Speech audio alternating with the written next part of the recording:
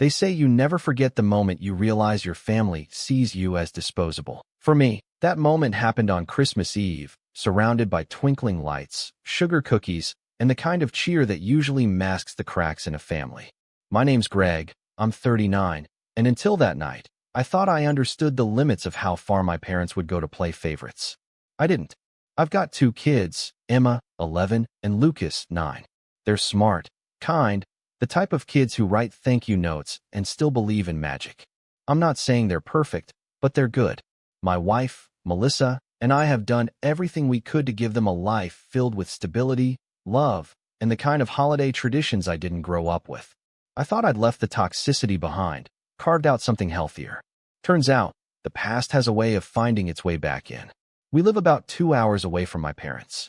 Every year, despite the strained relationship, we'd make the drive to attend the big family Christmas Eve party. My mom would insist we all wear red. Dad would pour spiked eggnog like it was holy water, and the living room would fill with my siblings, their spouses, and the grandkids. My older brother, Ryan, would always arrive late, grandiose, usually with his son Carter in tow and some excuse about a last-minute work thing that somehow required a fresh haircut and designer jacket. Ryan's always been the golden child. He could forget birthdays, skip out on family events, and he'd still be greeted like a war hero. I was the one who helped repaint my parents' kitchen last summer, the one who took off work to drive Mom to her surgery when Ryan was too busy. No one remembered that. But Ryan could post a photo of his latte art and Mom would comment, "So proud of my boy." It used to hurt. Now, I just let it pass. I'd found peace by lowering my expectations. This year, though, this year was different. We got there a little early. Emma helped arrange cookies on the tray while Lucas tried to sneak one when he thought no one was looking. Melissa poured cocoa for the kids and smiled her way through Mom's comments about how they're so well-behaved, for now. I should have known something was off when I saw the pile of gifts under the tree. They were stacked high, shiny bows, glittery paper, big ones, small ones, tags all handwritten. But when I looked closer, I noticed something strange. None of them had Emma or Lucas's names. Maybe they were in the other room, I told myself. Maybe Mom was doing that thing where she hides the gifts for suspense.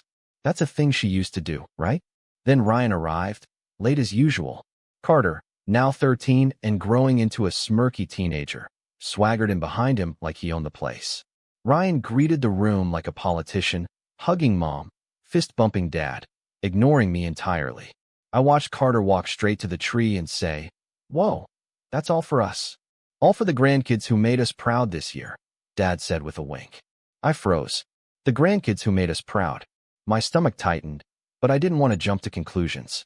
Melissa squeezed my hand. She'd heard it too. Mom called everyone into the living room, practically bouncing with excitement. "We wanted to do something special this year," she beamed. "To honor the grandkids who've really shined. Top of their class, helpful around the house, really making us proud." I glanced down at Emma and Lucas. Emma's smile faded. Lucas shifted uncomfortably. Ryan stood behind them like a proud stage dad, while Carter puffed up his chest. Mom handed out the first gift.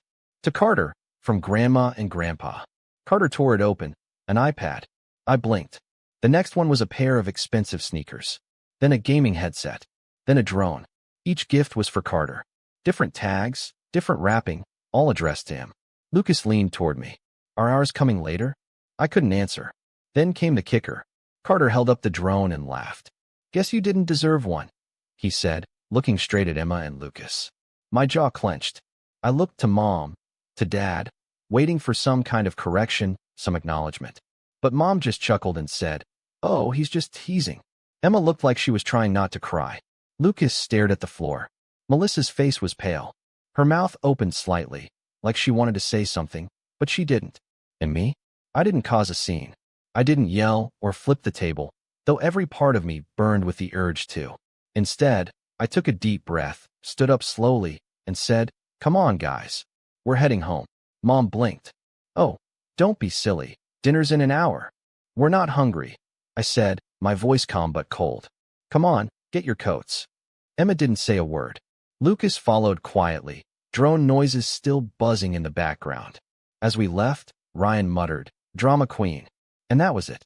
We drove home in silence. Lucas fell asleep in the back.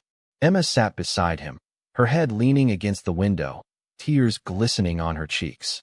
Melissa stared out the front window, her hands in her lap, the tension humming between us. I didn't speak. I was too busy replaying the scene, each moment cutting deeper than the last.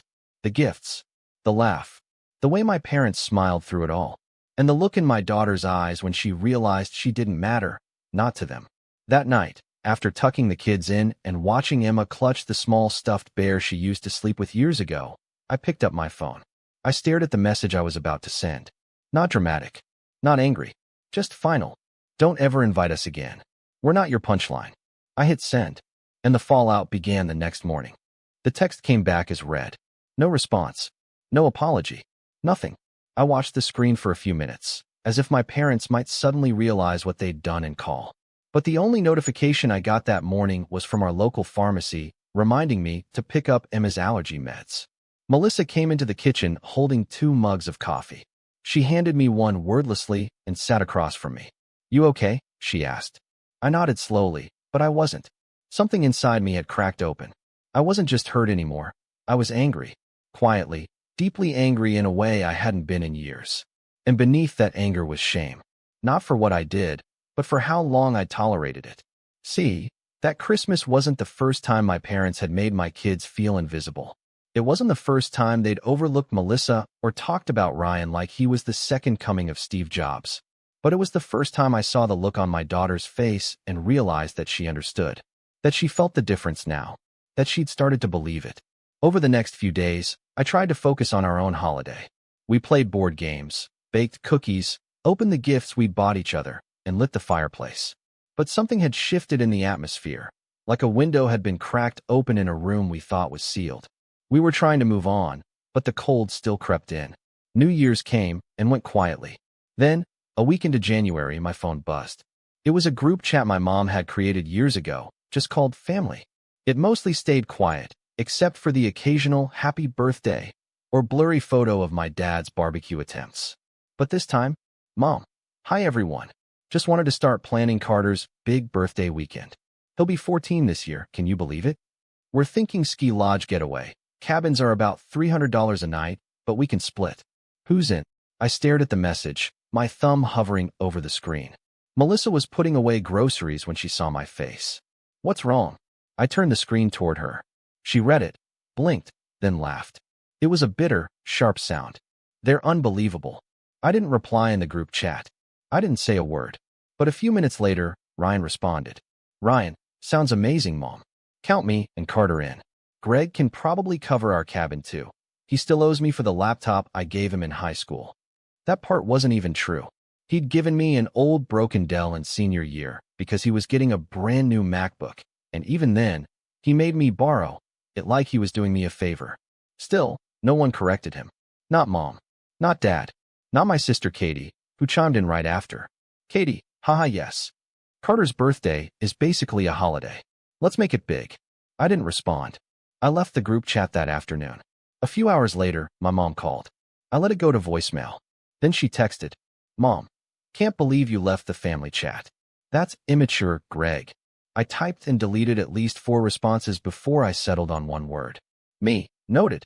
Her reply was immediate. Mom, what's your problem lately? This is about the Christmas thing, isn't it? You always overreact. I didn't respond again.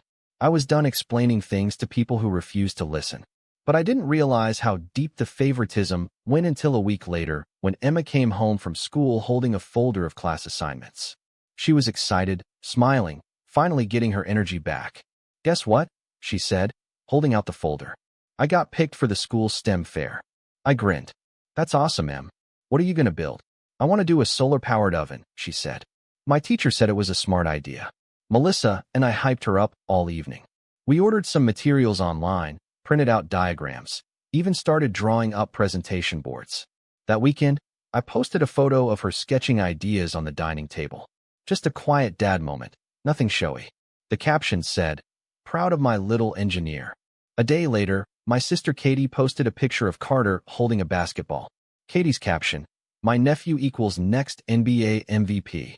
Sorry not sorry." Then Mom commented under her post, "Genius boy. We're so proud of you, Carter." Under mine, silence. Melissa noticed it first. They didn't even like the post. I shrugged. It's fine. But it wasn't. Because 2 days later, Emma came to me looking confused. Grandma posted a picture of Carter on Facebook and said he was the smartest grandkid. I froze. When did she post that? This morning, Emma said quietly. He won something at school. A spelling thing. She wasn't crying, but her face had that hollow look I'd seen at Christmas. That quiet, defeated confusion kids have when something's too big to understand. I pulled her close. Hey, you're amazing, okay? And we're proud of you. Always. She nodded into my chest, but I could feel her body tense. The next day, I called my mom. She answered with that tone she always used when she thought I had something to apologize for. Well, look who finally decided to call. Did you really post that Carter is your smartest grandkid? I asked. My voice was calm, but I wasn't. Oh, come on, Greg. It's just a figure of speech. You're really taking things too personally these days. You know Emma saw that, right? She's a child. She'll get over it. That was the moment something inside me shifted. No, I said quietly. She shouldn't have to get over it. There was a pause. Greg, you're blowing this way out of proportion. You always have to be the victim. No, I've just stopped pretending it doesn't hurt. Another pause. Then she said something that I'd carry with me for the rest of the year. Well, maybe if you raised your kids to stand out more, they'd get the attention you want so badly. I didn't yell. I didn't argue. I just hung up. Melissa was in the doorway. She'd heard the whole thing. She walked over, sat beside me, and whispered, "We're done with them, right?" I nodded. But of course, it wasn't over. 2 weeks later, in February, I got a letter in the mail from my parents. Not a card. Not an apology. A letter. It was written in my dad's handwriting, neat and cold. Greg, we're disappointed in how you've handled things lately. Cutting ties over perceived slights is childish. We hope you'll reconsider your attitude, and remember that family means putting pride aside. At the bottom, my mom had scribbled, "Tell Emma and Lucas we love them, even if they don't always earn it." I didn't show the letter to the kids. I didn't want them to see that poison in writing. But I did show it to Melissa. She read it once, then again, then put it down and said nothing for a long time. That night, she said, "You know what the worst part is?" "What?" "They think they're the victims." I laughed bitterly. They always have. But even then, I thought we'd hit the bottom. I thought that letter was the worst it would get. I didn't know yet what Ryan had been up to behind the scenes. I didn't know what my parents were planning for Easter. I didn't know how far they were willing to go to pretend they'd done nothing wrong, and how deep they'd dig that hole before trying to drag me down into it. Because the betrayal that broke everything? It hadn't happened yet, but it was coming. And when it did, there'd be no going back. The fallout from that letter hung over our house like thick fog. For weeks, everything I did, every dish I washed, every meeting I sat through at work, every bedtime story I read, had a faint background noise of that line Mom had scribbled at the bottom of the page. Even if they don't always earn it. Emma hadn't seen it, but she felt it. I could see it in the way she hesitated before showing us her schoolwork now. The way Lucas looked at her before asking for help with homework, like he was worried his big sister might snap. She never did. But the lightness in her step was dimmer, like someone had taken her pride and slipped it under a microscope, examining it with disapproval. And me? I was drowning in shame and frustration. Not because I felt I was wrong, but because I had let it get this far. Because I had let my kids love people who couldn't love them back the way they deserved. By the middle of February, Melissa and I sat down one night after the kids were in bed, the TV humming quietly, with some cooking competition neither of us were watching. She reached over and muted it. "I know you're spiraling," she said gently, "but you've got to pull yourself out of this. You did the right thing walking away." I nodded, slowly. I feel like I let them steal something from me. From the kids. They didn't steal it. They tried. But you stopped it in time. You protected them. It didn't feel like it. But that conversation sparked something. Not a burst of motivation, not some grand phoenix rising from the ashes moment. Just a tiny click in my brain. A quiet decision to stop waiting for my family to validate me. If they weren't going to be the village behind my kids, then I'd build one myself. From scratch. So I started small. I volunteered to chaperone Emma's STEM club one Friday after school. It was awkward at first. I was the only dad there, surrounded by enthusiastic moms and a slightly frazzled science teacher who looked grateful just to have another adult around. Emma beamed when she saw me in the hallway. "You came," she whispered, half embarrassed, half thrilled. I stayed in the corner mostly, helping kids tape down poster boards or test circuits that kept shorting out. But I saw the way Emma stood a little taller that day, the way she raised her hand more, how she explained her solar oven idea to two of the younger kids who were struggling with theirs. When we got in the car afterward, she said, "It was cool that you were there." It hit me harder than I expected. Later that week, Lucas came home talking about a soccer skills workshop he wanted to join. It was early Saturday mornings, which usually meant cartoons and pancakes, but I signed us both up. I hadn't kicked a soccer ball in years, but Lucas didn't care. He just wanted to do something with me. And slowly, life started to shift. I joined a local dads group, not the kind that meets to drink beer and complain, but one focused on community volunteering and mutual support. We built toy kits for kids in hospitals, ran cleanup drives at local parks, even hosted a Dad and Me event at the library where I watched Lucas read the BFG out loud to 3 other kids like a tiny motivational speaker. Meanwhile, I started leaning harder into work. I was a mid-level project manager at a logistics software firm, and while I'd always been good at it, I never pushed for more. I'd spent too many years trying to keep my head down, chasing approval from the wrong places. Now, with nothing to lose, I stepped up. I volunteered to lead a tricky cross-department initiative that had been stalled for months. I stayed late, learned the parts of the system I'd always avoided, took ownership when things broke. My boss took notice. At the next all-hands meeting, he called me out by name. "Greg's been quietly keeping this whole operation afloat," he said. "If you've benefited from faster rollouts this quarter, thank him." The Slack messages started rolling in. Not just praise, but opportunities. Someone in another department looped me in on a product pilot. Another offered to recommend me for a leadership fellowship. I wasn't used to it, but I didn't push it away. At home, Melissa was thriving too. She'd picked up some freelance consulting work, using her marketing background to help local businesses with branding and outreach. She'd started doing Zoom calls in the guest bedroom, her voice full of clarity and confidence. "You're different lately," she told me one evening. "It's like you're finally letting go of the weight." And I was. Slowly. Because here's the thing I didn't expect about cutting off my parents and siblings. It hurt. Of course it did. But it also made space. Space to breathe, to think, to build.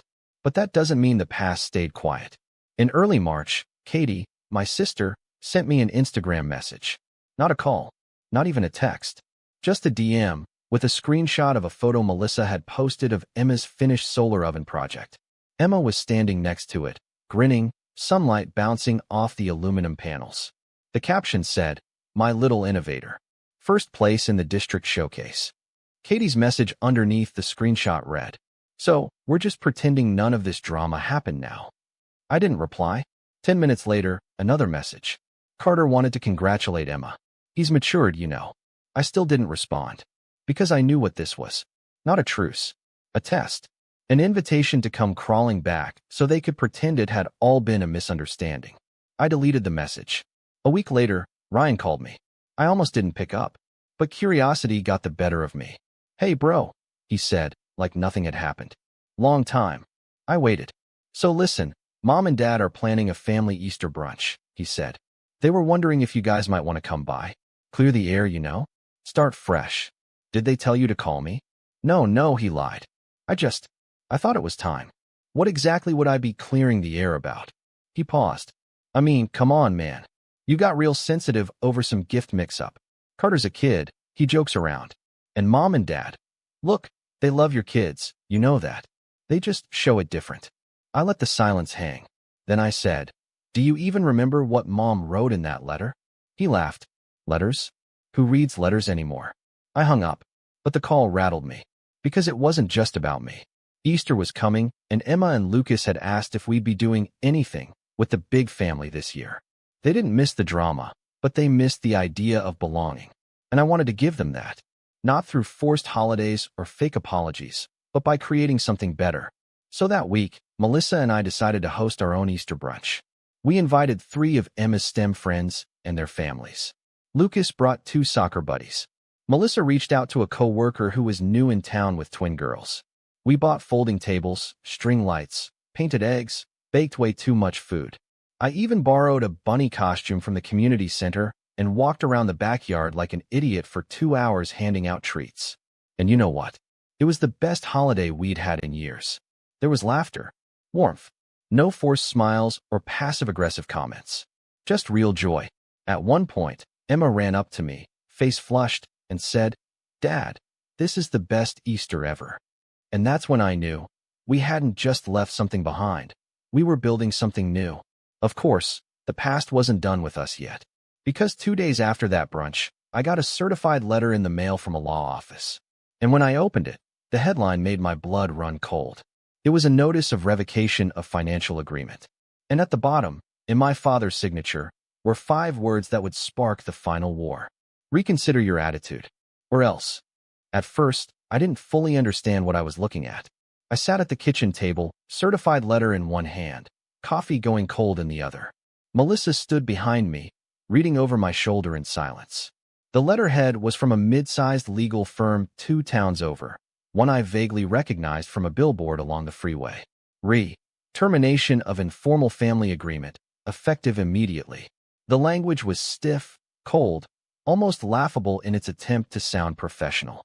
It laid out, in far too many words, that any and all future support agreements, informal or otherwise, between myself and my parents were now considered null and void.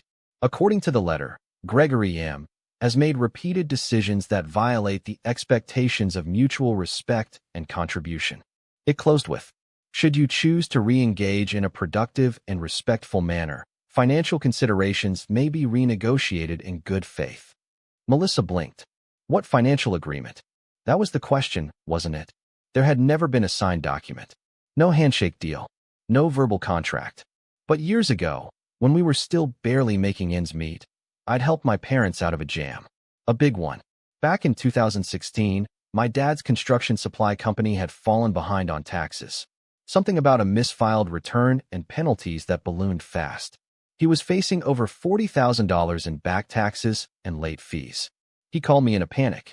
At the time, Melissa and I had just sold our first little house in the suburbs and moved closer to the city.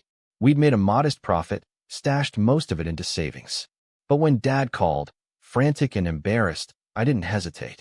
I wrote a check for $18,000 to cover the first IRS deadline, then co-signed a short-term loan in his name to help them restructure the rest. I never asked for it back.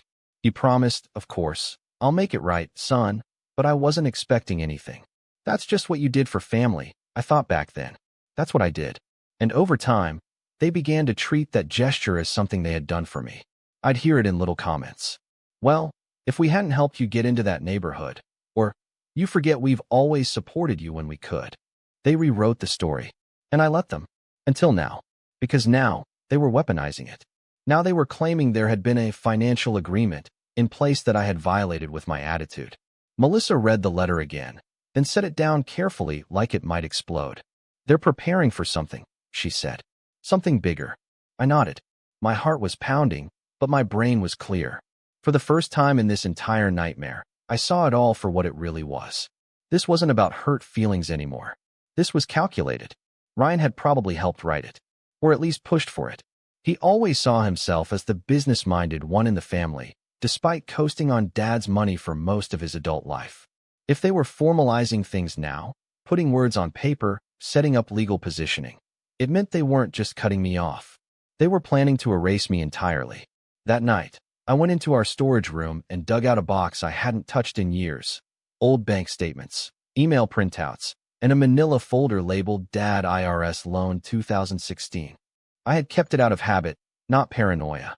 But now, flipping through the paperwork, I felt something spark. There it was, the signed promissory note from the credit union. My name, co-signed. The payment history, a wire transfer receipt. And most importantly, an email from my dad with the subject line. Need help, just until we rebuild.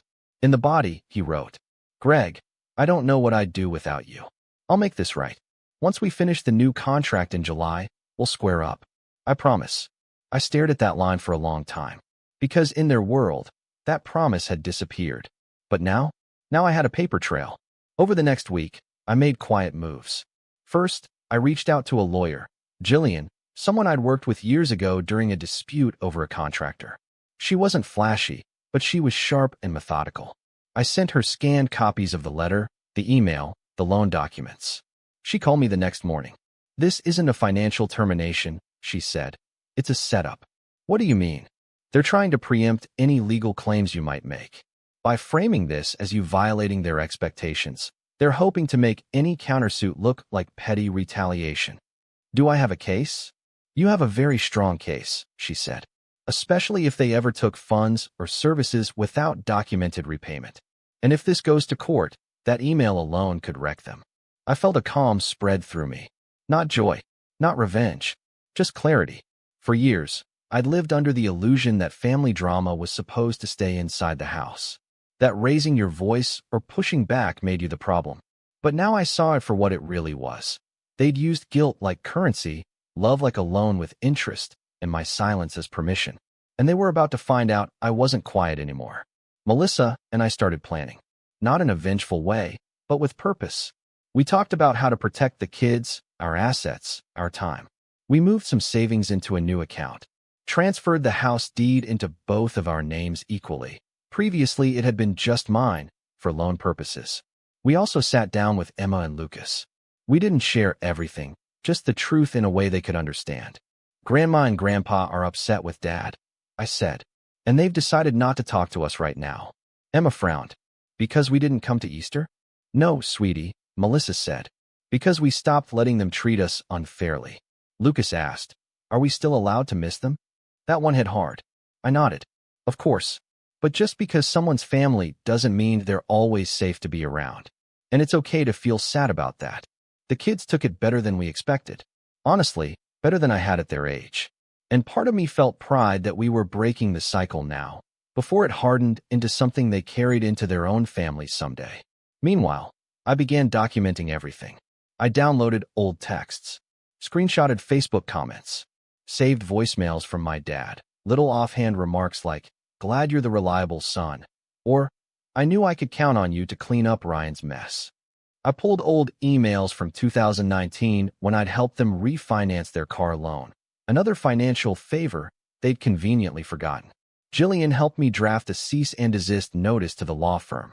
Nothing aggressive, just a formal record that I disputed their claims and expected all future communication to be directed through legal channels. The letter was delivered by courier. And that's when things shifted again. Because 2 days after they received it, Melissa's sister, Janine, called her out of the blue.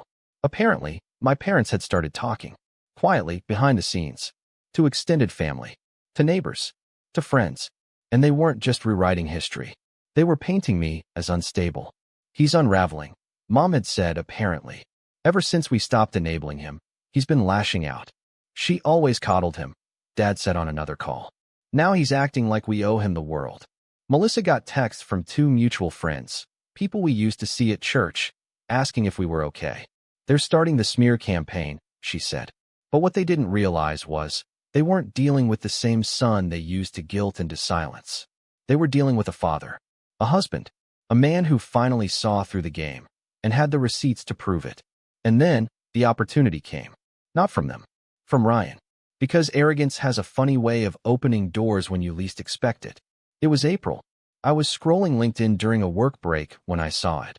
Ryan had tagged himself in a post from a mid-size investment group. "Proud to announce our latest partner collaboration with McTavish Build Group. Excited to spearhead the expansion into the residential solar market." McTavish Build Group. That name stopped me cold. Because McTavish was the company my dad had always wanted a contract with back in 2016. He'd bid on one of their projects and lost, said it nearly tanked his cash flow for the year. And now, here was Ryan, announcing a partnership under his name, tied to solar builds. Emma's science project flashed in my head. I clicked through. The partnership was brand new. The ink wasn't even dry. And then I saw it. One of the promotional graphics on McTavish's site. A rendering of a smart solar cabin concept with the pitch, "Powered by design inspired by real-world STEM innovators." At the bottom, a diagram, a nearly identical version of Emma's solar oven project. Not hers, obviously. Tweaked, polished, professionally drawn. But the mechanism, the angle of the reflectors, the heat absorption material, they matched her notes. Exactly. I sat there in stunned silence. Then I started connecting the dots. Weeks earlier, Melissa had posted Emma's project photos publicly. We hadn't thought anything of it. But someone had seen it. And someone had used it. Ryan had stolen my daughter's work, branded it as his own, tied it to a business deal. And worse, he was now about to profit from it. That was the moment the plan crystallized. Not just to push back, not just to protect, but to take back everything and make sure none of them saw it coming. By the time I reached out to Jillian again, my heart wasn't pounding anymore. It wasn't rage. It wasn't panic. It was focus. I sat across from her in her office, neat, quiet, sun streaming in through half-closed blinds, and laid out the McTavish partnership post, the solar oven diagram, the screenshots of Emma's original sketches, photos, and Melissa's social media timeline. Jillian didn't even blink. "This is theft," she said plainly. "And if it's used in a business context, it's corporate theft. IP infringement. Possibly fraud." I nodded. "I don't want to sue them for millions. I just want it public. I want it undeniable." She leaned back. "Then we'll start with a cease and desist to McTavish. Get them on record as distributing stolen content. If they're smart, they'll panic and pull out." "And Ryan?" She smiled, thin and sharp. "Oh, he's going to learn what it feels like to be publicly embarrassed." Thoroughly. Over the next 2 weeks, things moved fast. Jillian drafted a beautifully brutal letter, one that outlined, in meticulous detail, the original creation date of Emma's project, the timestamped posts, the competition win, and the nearly identical rendering used in the McTavish promotional pitch. We didn't send it through email. We sent it as a formal legal package, couriered directly to McTavish's legal department and the CEO. Within 4 days, I got a call from a man named Stephen Day, director of operations at McTavish. "Mr. M, I'm calling to apologize." "Profusely," he said, voice tight with panic. "We were unaware the design came from a minor school project. Had we known, you didn't ask where the design came from? We trusted our partner's submission. Mr. Ryan M. represented it as his own prototype." My throat tightened. "He claimed to have invented it?" "Yes, sir. I'd like to assure you that as of this morning, we've frozen all rollout plans tied to that partnership, and we are internally reviewing all content and contracts connected to it." "Good," I said, "because if this goes to court, I'm bringing Emma with me. I'll let the press photograph her standing next to the model she built on our kitchen table with tinfoil and a shoebox." He exhaled hard. "There's no need for that. Please, Mr. M. Let us fix this." They didn't just retract the partnership. They published a formal apology. It went live the next day on their website and social channels. "We deeply regret the use of intellectual material that was not properly sourced. We have since discovered that a design submitted by a recent collaborator was in fact created by a young innovator, Emma M., as part of a school STEM fair.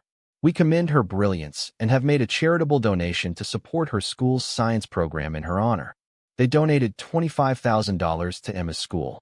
That morning, I showed her the post. She read it 3 times, then whispered, "They said my name." Lucas shouted, "You're famous now," from the hallway.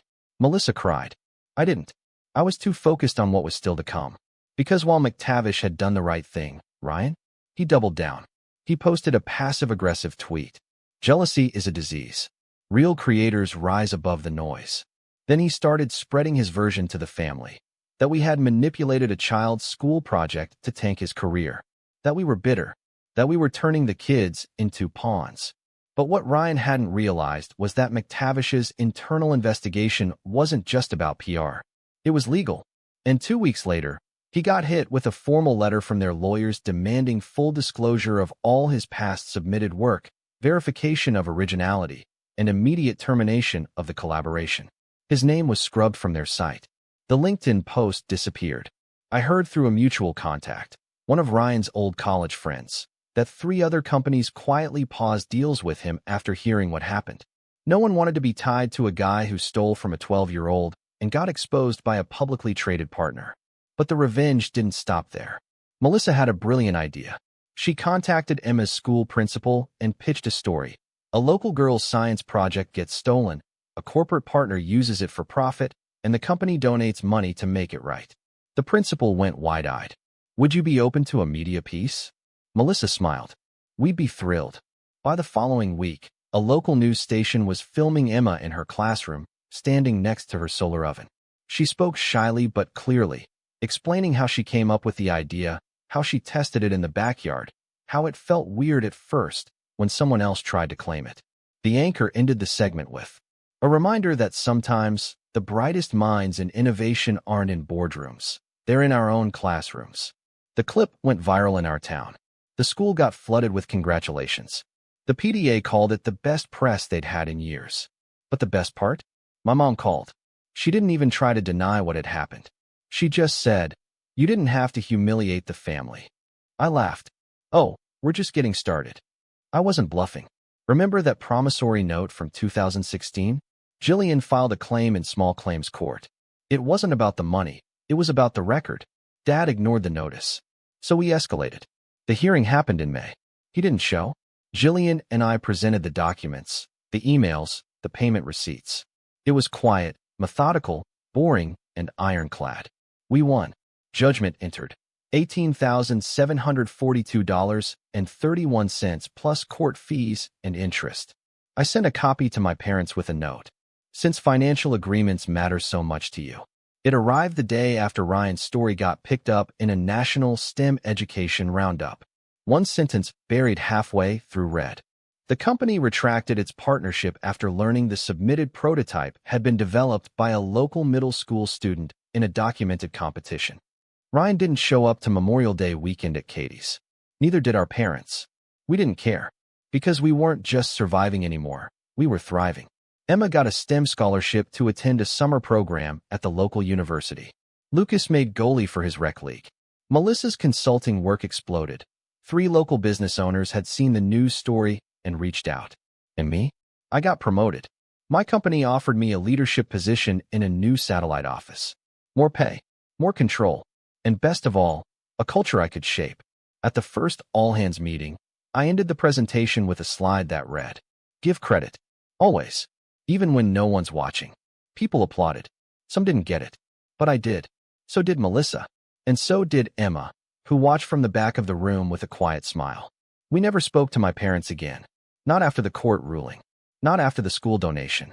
Not after the news segment that aired during dinner hour and left them scrambling to control the narrative in a town that had already made up its mind. Because in the end, they weren't just cut off. They were forgotten. And that, more than anything else, was the thing they couldn't stand. It wasn't the letter. It wasn't the lawsuit. It wasn't the donations, or the headlines, or the judgment. It was the silence. The way we stopped defending ourselves. The way we stopped showing up to absorb the damage. The way we just moved on. Without them. And as for Ryan, well, last I heard, he was taking time off to rebrand. But Emma? She's building a solar-powered compost bin for the school garden. And this time, she's filing for a patent. With my lawyer. Because some names? You don't get to erase. Some sparks? You can't steal. And some families? They don't break. They rebuild. Stronger. Louder. Brighter. Without the ones who always wanted to dim the light.